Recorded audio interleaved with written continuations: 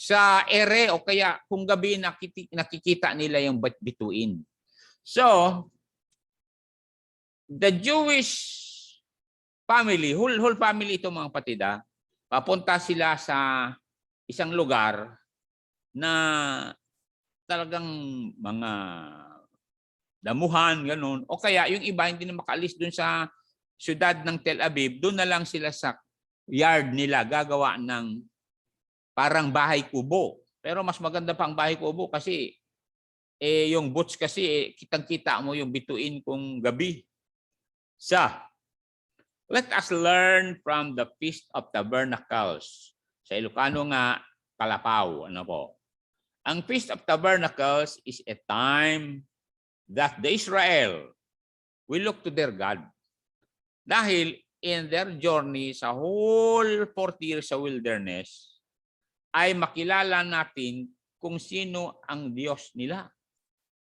Dahil mga kasama, ang kanilang bahay hindi permanente. Yung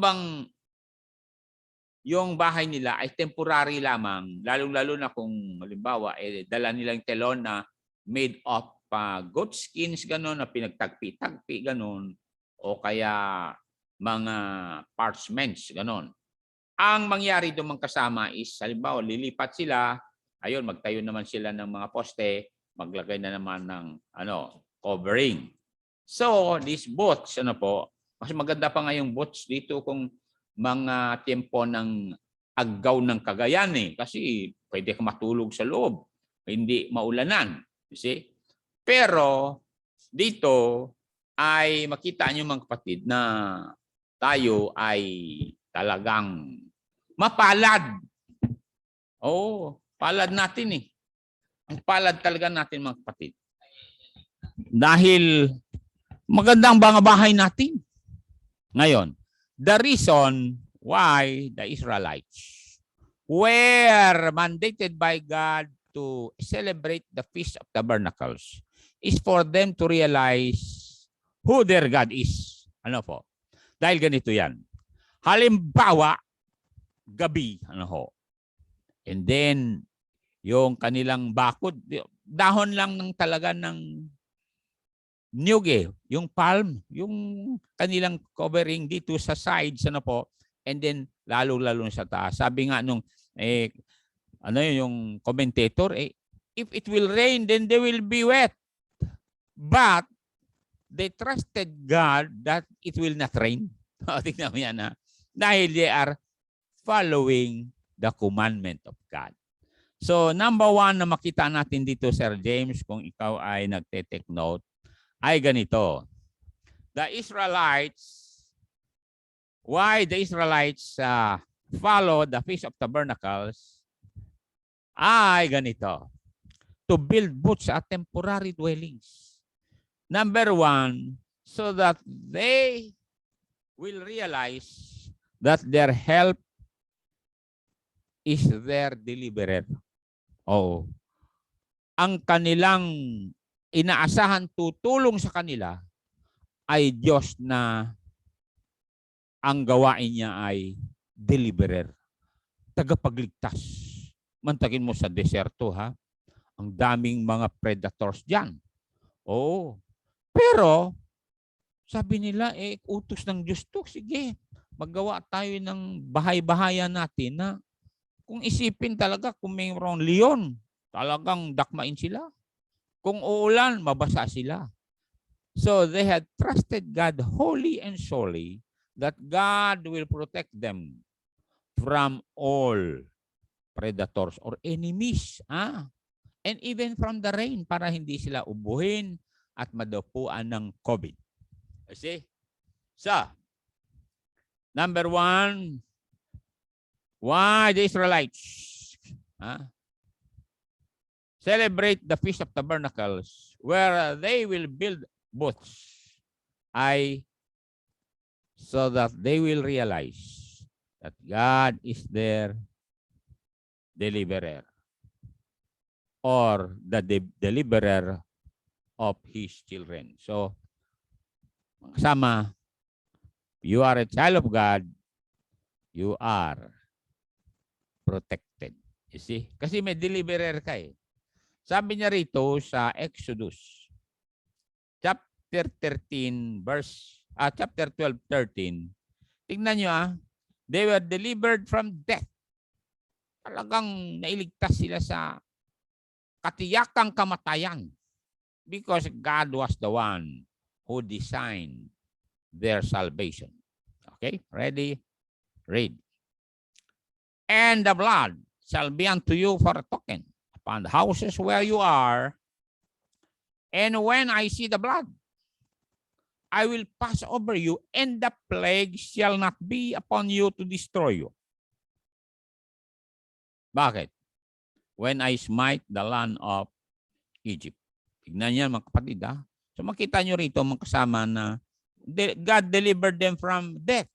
Kasi lahat ng mga tao dadanas sa kamatayan sa Egypt.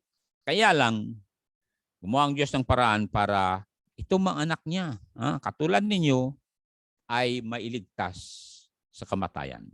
And the only way, hindi tayo mapunta sa impyerno na second death, ay tanggapin natin si Jesus bilang tagapagligtas. Okay, punta tayo sa Psalms 81:7. Na-deliverer natin yan eh. Tagapagligtas natin. Kaya nga, ang Israel, naalala nyo yung 1973?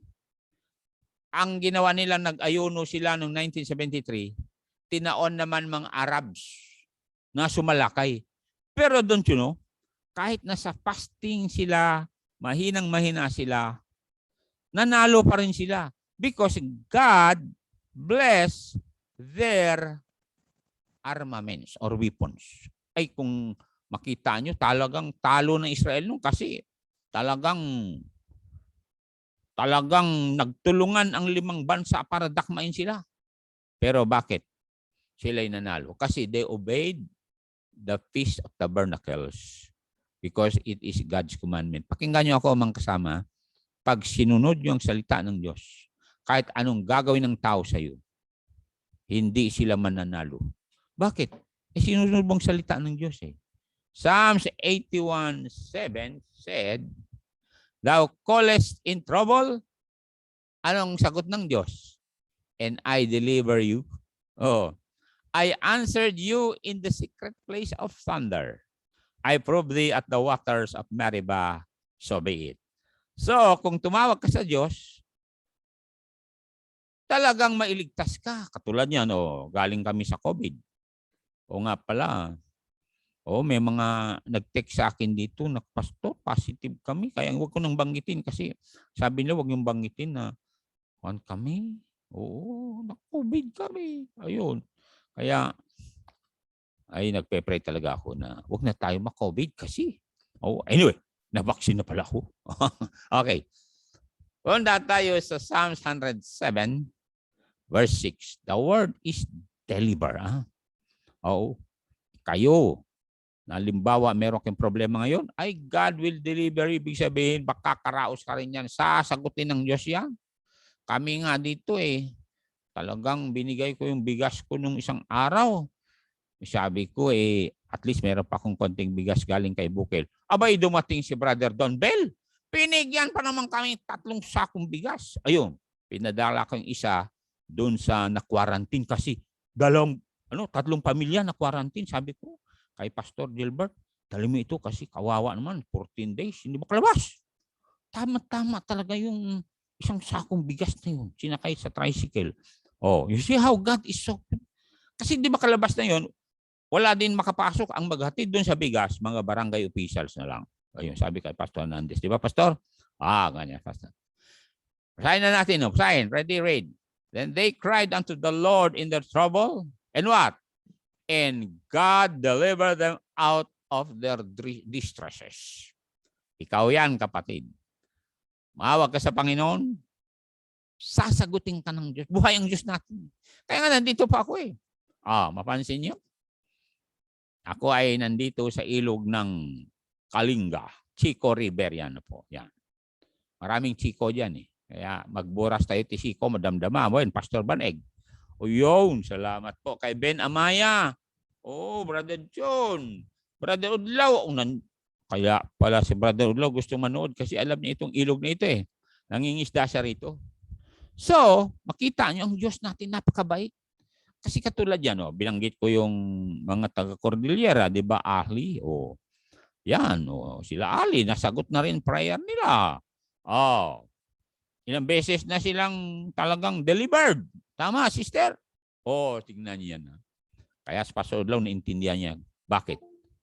Galing kami sa bundok katulad nito and how God delivered us from all the gorillas, the pythons, and the big crocodiles. Ay, sabi ko sa inyo mga kasama, kinukwento ng mga ninuno namin yan na maraming crocodile dito nung araw. Oo.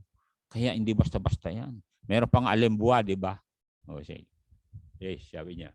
Verse number 20. Psalms 107, na verse 20. Pakinggan niyo ito mga kasama sapagkat ang Diyos nila noon, Diyos din natin ngayon. Okay? Please lang. Huwag kayong mag-worry. Pastor, hindi ko may iwasan mag-worry. Ibig sabihin, hindi ka naniwala sa Diyos. Ano sabi niya? He sent His word and healed them. Oh, huwag niyong kalimutan, God can heal you right now. And deliver them from their destructive enemy. Yan ay COVID. Ayun. Deliver them from their destructions. Oo nga pala. Our heart went out to Mrs. Pam Quinlan, losing Pastor John because of COVID. Ay, oo nga pala yung aking kaibigan na pastor. Hindi ko nabanggitin pangalan niya kasi pinagpe-pray ko. Na-COVID siya. Paano na-COVID? Kasi ang asawa niya, doktor sa Manila. Nakuha nung physician yung virus doon sa pasyente. Pagdating sa bahay, siyempre, darling, good afternoon. Kiss. Ay, nakuha sa kiss. Ano po? Kaya, delikado rin kiss ko minsan. It will become a kiss of death. Anyway, salamat sa Diyos and God is still delivering us. And look at this verse, mga kasama, na ang Diyos have delivered us already from hell or destruction. 2 Corinthians 1 verse 10. Okay? Pasalamat kayo kung tinanggap na niyo si Jesus. Kung hindi niyo pa tinanggap, please lang tawagan niyo si Jesus. Ililigtas kayo. Bakit? Ito ang sabi ng Bible. God delivered us from so great a death. Matak yung delivered past tense. Ibig sabihin, hindi tayo punta impyerno. One save, always save ito eh. And that deliver.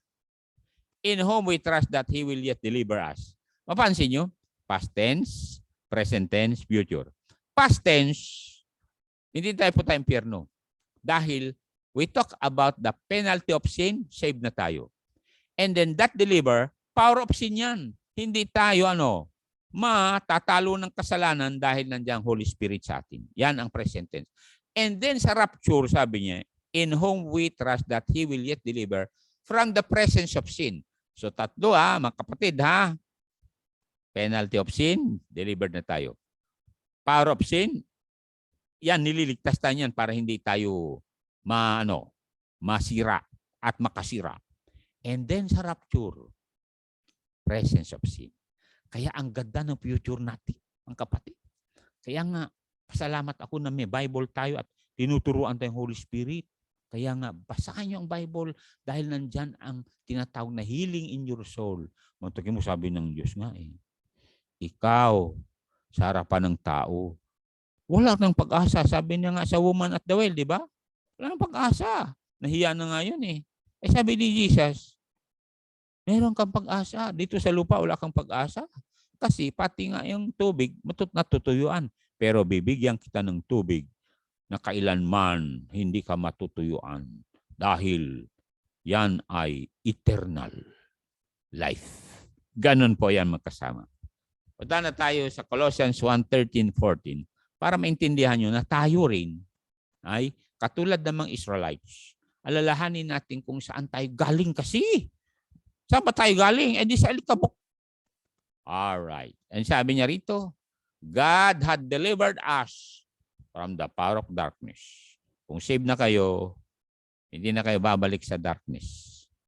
Hindi na kayo babalik maging loyal kay Satanas. And hath translated us into the kingdom of His dear Son, in whom we have redemption through His blood, even the forgiveness of sins. Napatawad ka na eh. Kaya dapat magpatawad din tayo. Amen? Oh, nag-amen siya. Okay. 1 Thessalonians 1:10. Pasalamat tayo talaga na hindi na tayo punta impyerno. Bakit? Tinanggap natin ang kordero ng Diyos na nag-alis ng kasalanan ng sanglibutan. Ang sabi niya ito sa Thessalonians, and to wait for His Son from heaven. Yun ang hinintay natin hanggang ngayon. Whom He raised from the dead. Buhay na buhay si Jesus. Kaya huwag kayong maniwala na si Jesus ay nasa cross pa. Even Jesus, which delivered us from the wrath to come. Ibig sabihin, parating ang tribulation period. Ang puot ng Diyos maibuhos sa lupang ito. Pero wala na tayo by that time dahil we are waiting for His Son from heaven to snatch us away and bring us this beautiful mansion where He prepared for all of us, mga kapatid. Kaya nga, pasalamat ako sa mga supporters natin na tuloy-tuloy itong television program, tuloy-tuloy itong missions natin, tuloy-tuloy yung Zoom natin, sapagkat nabayaran ito. Ang mahal nito, mga kapatid. Yet because God is Jehovah Jireh, He supplies all our needs. Thank you sa mga maluluwang na puso't kamay. And I bless you. And I ask God to protect you from all COVID or viruses. Ganon po yan. Malinaw yan sa Malakay 3:10 and 11, di ba? Sabi niya, I will rebuke the devourer for your sake. And when you believe that and say, yes, I will do it, sabi ko sa inyo, maganda mangyari sa inyo. Kaya nga may warning dito eh. Sa Psalm 78:42, tingnan nyo ito ha. And then punta tayo sa number 2 mamaya, Sir James, na why the Israelites celebrate the Feast of Tabernacles? Because they must be reminded that God is their deliverer. Okay? Alam nangyari? They remembered not God's hand, nor the day when He delivered them from the enemy. O, tingnan nyo, nakalimutan na nila kung paano silang nakalusot sa Egypt, na nandun yung mga sundalo ni Pharaoh at mga mababangis na sundalo, pinapalo sila kung ayaw magtrabaho. Parang mga Taliban mga nangyari, pero nakalusot sila. And masakit doon, they forgot. Nakalimot sila, mga kapatid. So please lang huwag kayong makalimot. Dahil kung makalimot kayo, ay malungkot ang Diyos. Para ba yung nagpunta ka isang lugar, nakalimutan may asawa ka. Uy, delikado, di ba? Now, number 2, why the Israelites celebrate or keep the Feast of the Tabernacles where they build booths, yung kalapaw o bahay kubo.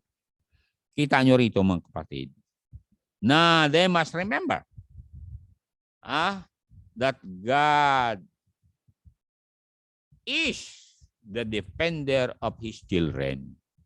Oh, God is the defender of His children. Children of God tayo eh.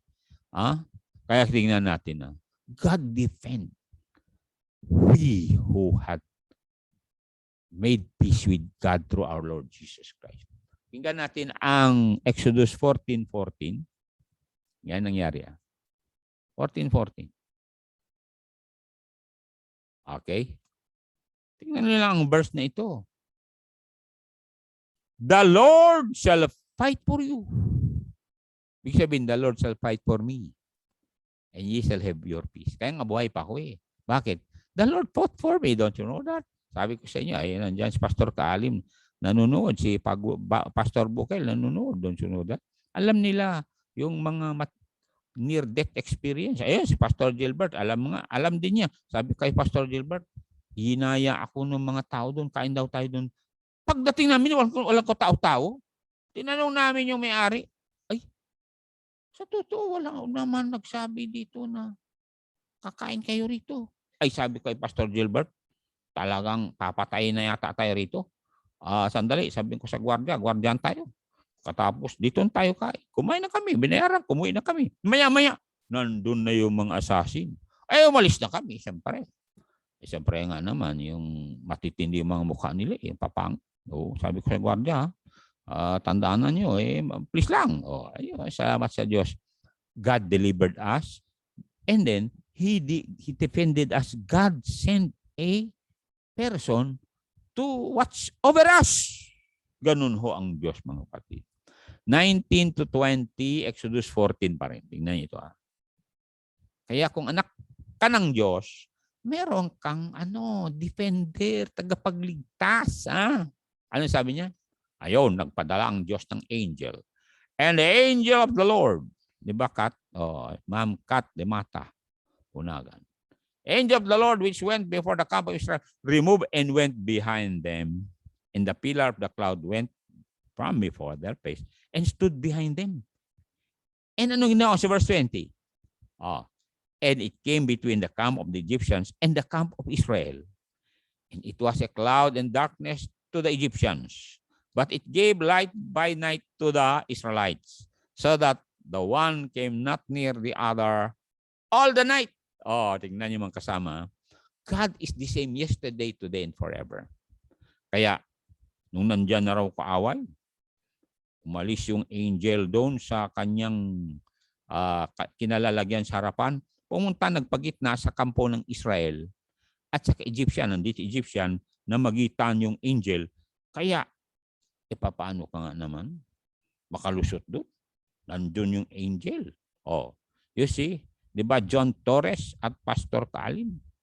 Kaya God is our deliverer, God is our defender, and therefore, we must have peace. Kasi sabi ni Jesus, my peace I give unto you.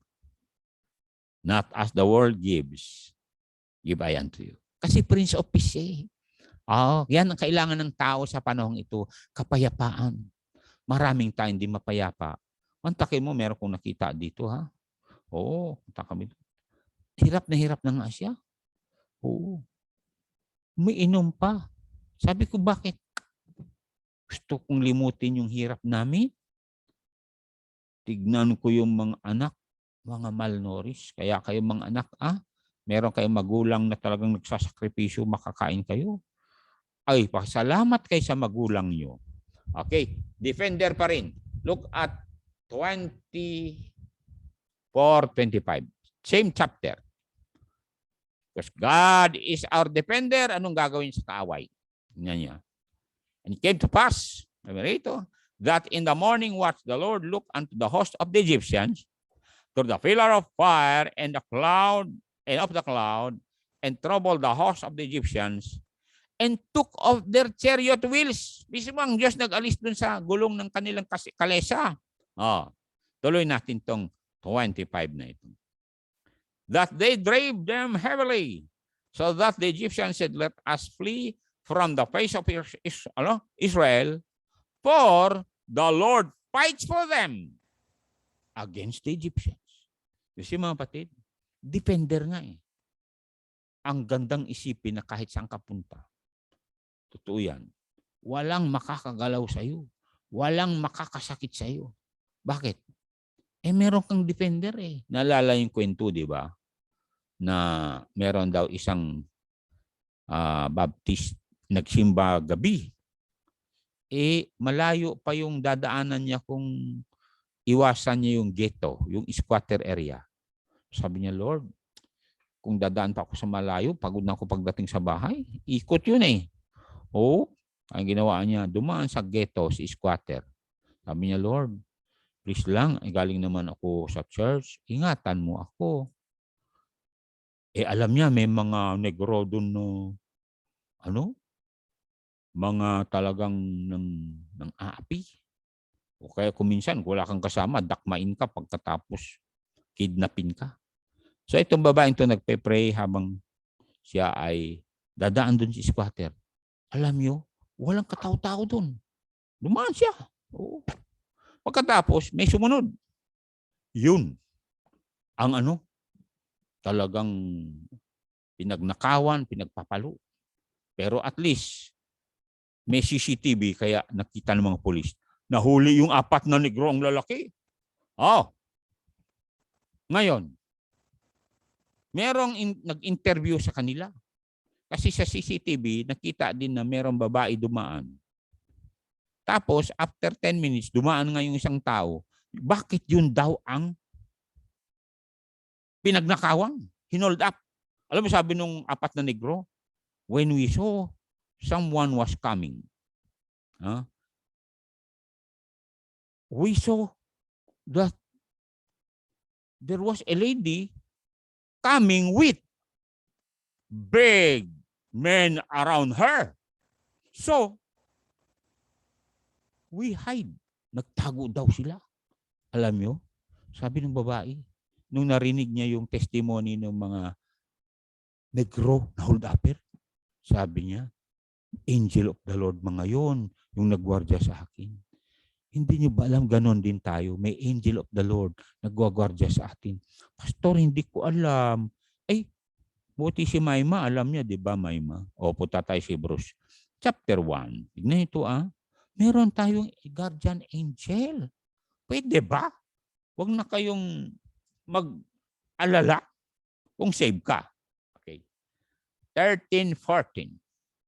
Hebrews chapter 1, 13 and 14. Okay. Sabi niya. Kaya nga, buhay pa kami ng Pastor Darwin, di ba?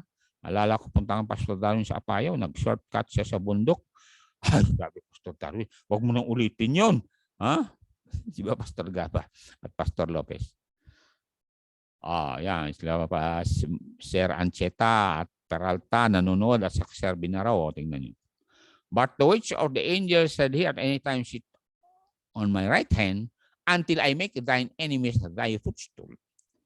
Are they not all ministering spirits, yung mga angels, sent forth to serve for them who shall be heirs of salvation?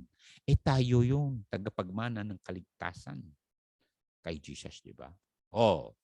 So kayo dyan na tumanggap na kay Jesus, heir na kayo, ano po. Alanin natin, there are 3 tenses of salvation. Past tense, penalty of sin, tapos na. Presence of sin, power of sin yan. O kaya, penalty of sin, power of sin, and presence of sin.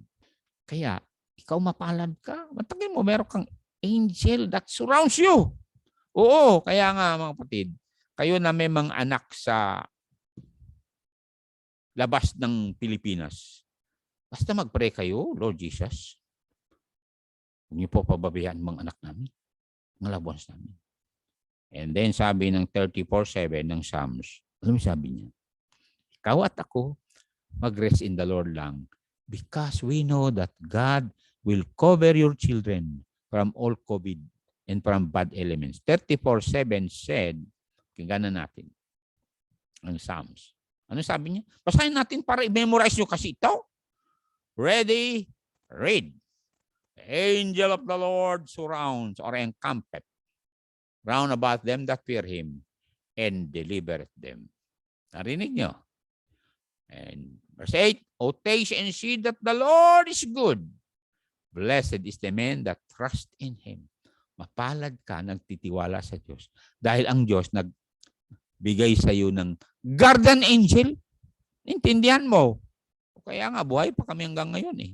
Ay, sabihin ko sa inyo, kung wala kami siguro guardian angel sa Santa Fe nung araw, ay durog na kami Ay, sabi ko, next time, hindi na ako magmamadali, bababa. Kasi Santa Fe, pababa yun eh, di ba? Oo, kaya sinabi ang Pastor Darwin, kung pababa ka naman, mag-ship ka naman to Logir.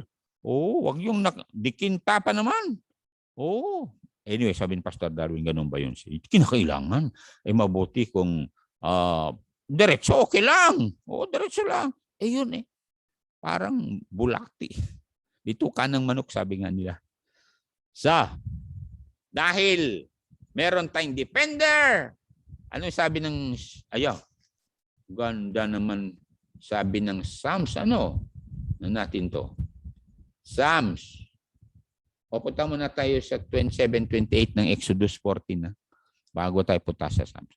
Exodus chapter 14, 27-28. Anong ginawa ng Diyos doon sa mga kaaway ng Israel. Ano sabi niya? And Moses stretched forth his hand over the sea. And the sea returned in his strength when the morning appeared. And the Egyptians fled against it. And the Lord overthrew the Egyptians in the midst of the sea. And the waters returned and covered the chariots and the horsemen and all the host of Pharaoh that came into the sea after them. There remained not so much as one of them. Yung mga kumakalaban sa inyo, kayo mag-alala. Kaya nga, sabi ni Lord Jesus, Father, forgive them. Why? Because, di nyo ba alam? Ang Diyos mismo kinakalaban nila kung kakalabanin ka. Kaya nga, relax lang kapatid. Father, forgive them for they don't know what they are doing na nandyan ang Panginoon. Katulad yan. Halimbawa, nandyan yung anak mo. Pagkatapos, alam mo nandun yung tatay na meron siyang anong gamit? Meron siyang pamalo. Meron siyang itak. Sa palagay mo, lalapit yung mga aso? O hindi kasi nandun yung tatay. Ngayon, our God is our Heavenly Father. Wherever we go, sabi niya, I will never leave you nor forsake you. Yan ang ating assurance. Parang hindi mo nakikita. Pero nandyan. Bakit nagsinungaling ba ang Diyos? Kaya kung hanapin mo yung mga kaaway mo later on at umaaway sa'yo, huwag mo sabihin, makikipag-away ka. Please lang huwag kang makipag-away. Ha? Kaya maawayin ka. Bakit? Mga yung taong yan ay siyempre meron silang pera, meron silang kapangyarihan. Pero sabi ng Psalms 37, verse number, ito, basahin ko Psalms 37 and verse number 35, 36. 35. Ayan, salamat po sa lahat ng nanonood at nakikinig sa lesson ito. Kasi nasa Feast of Tabernacles tayo. God is reminding the Israelites that God is their deliverer and their defender. Kasi as I said nga, yung boots nila, yung kalapaw, yung bahay kubo nila, walang bakod yun. So God delivers them. God defends them. Ready, read. I have seen the wicked in great power. Totoo yan. Sa edad kong ito, marami akong nakitang tao. Naging presidente, naging governor, naging general. Oh, I've seen the wicked in great power, spreading himself like a green bay tree. Yet, nilibing siya. He passed away, and lo, he was not. Yeah, I sought him, but he could not be found. Wala na. See, mga kapatid, kaya tayo ang gagawin natin, let us wait upon the Lord sa 34. Tignan niyo, sa verse 34. Ano sabi niya? Wait on the Lord. Huwag tayong gumanti. Huwag tayong magtanim ng samang loob. Ha? Totoo yan. Huwag. Kasi ikaw rin masaktan kung magtanim ka samang loob eh. Wait on the Lord and keep His way. Sige, mag-move on ka following Jesus. And He shall exactly to inherit the land. When the wicked are cut off, thou shalt see. Ay, sabi ko sa inyo, totoo yung sinasabi ng Bible. Ang evidence nun ay, nandito pa ako. Nandiyan pa si Pastor Lopez, Pastor Kalim, Pastor Tom, Pastor Aldrin, Pastor Reddy, Pastor Red, Pastor Kulyado. Tignan niyo yan. Nandito pa kami. Dahil, sabi ng Diyos, I am your deliverer, I am your defender, and therefore, trust me with all your heart. Ay sabi ng 7:10 ng Psalms. Psalms chapter 7 verse 10. Kinggan niyo yan mga kapatid. Katulad ni David nga eh. Tingnan niyo. Naalala si David, di ba? Wala na siyang defender nung umalis siya. Anong defender niya? Puro bundok, hanapin ni King Saul. Madali lang hanapin ni King Saul yun eh.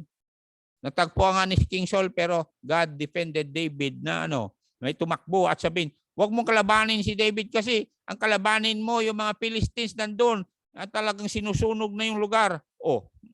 imbes na makipagbanatan si King Saul kay David at banatan si David, na prioritize niya yung kanyang syudad na sasakupin ng mga Philistines. Kaya sabi ni David dito ngayon, my defense is. Alam mo ibig sabihin ng is? Nag-aaral naman tayo.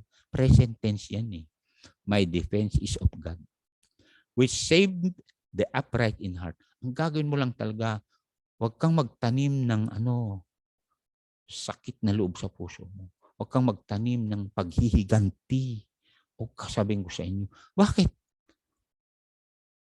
Meron bang binhi ang paghihiganti? Wala. Oh, ibig sabihin, bukel. Walang bukel ang paghihiganti. Pero, siyempre, sabi ng Tagalog, huwag kang magtanim. Ibig sabihin, huwag mong pananatilihin yung galit sa loob mo sa isang tao na nakit sa'yo. Please lang. Halimbawa, dinaya ka, huwag na. Halimbawa, dinaya ka ng pera. Ang pera naman, kakatakbo ka rin ng pera. Diba? O, tulad yan, nakabayad na kami sa Pagelco at saka sa tubig. O, ang salamat po, Panginoon, sa mga membro na nagdala ditong envelope, yun pinambayad ko. So, pasalamat tayo na meron tayong Diyos na as we have this lesson that is in consonant with the Feast of Tabernacles na nangyayari ngayon si Israel, they will always realize where they came from. They came from a poor situation. So poor talaga sila. At sabi ng Diyos, kahit yumaman na kayo, di ba Pastor Frank, magkaroon kayo ng annual celebration ng Feast of Tabernacles na gagawa kayo ng bahay-bahayan po, na dire-diretso mata nyo sa mga sa mga gilid ng dahon ng nyug. At sa pagdating ng hangin, mahahanginan kayo. Para maalala ninyo na ako ang nagligtas sa inyo sa wilderness. And look at verse 1. Isaiah 51 verse 1, and then magtapos na tayo. Yun ang hindi natin dapat kalilimutan. Yung pinanggalingan natin, mga kapatid. Kasi sabi ng mga Tagalog, di ba, Manong Cruz? Ang isang tao na hindi raw marunong lumingon sa kanyang pinanggalingan ay hindi makakarating sa kanyang patutunguhan. Hearken unto me, sabi ng Diyos, you that follow after righteousness, you that seek the Lord. At sabi niya, look unto the rock whence you are hewn. Kung saan ka tinabas, nung pangit ka pa, malaki pang ulo mo, ang liliit pa ng binti mo noon, ang buhok mo pa isa-isa lang. Ayun. Look unto the rock whence you are hewn, and to the hole of the pit whence you are dig. Nung putik ka, ang dumi-dumi mo, hinugasan kita, sabi ng Diyos. So, ngayon at nahugasan ka, maganda na kalagayan mo. Please don't forget to reminiscence the past where you were so poor upon the poor. Hand me down yung damit mo, pati yung sapatos mo, hand me down, pati yung mga eyeglass mo, hand me down din. Tingnan mo yan. Sa mga kapatid, salamat sa Diyos na meron pa rin siyang tiwala sa atin na titira sa lugar na ito. Kaya huwag niyong kalimutan lumingon kung saan kayo dati, nakatira kayo sa apartment na 4 meters by 5 meters. Nandun na yung CR niyo, nandun yung mesa niyo, nandun na yung higaan niyo. Ay, sabi sa inyo, you will begin to count your blessing and you will rejoice every day. Kung maalala mo yung Feast of Tabernacles. You see, yun ho ang maidudulot ng pag-aaral ng Feast of Tabernacles. Heavenly Father, thank you for my brothers, my sisters.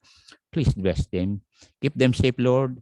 And those who have texted us that they have loved ones who are positive in relation to this virus COVID, please, Lord, keep them safe, especially the children. Lord, remove this sickness into their bodies.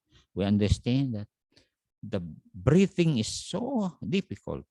Tasting the food is not easy. Yet, Lord, as they face these days, give them the grace needed, the strength and the healing. Rebuke these viruses In Jesus' name, amen. Amen.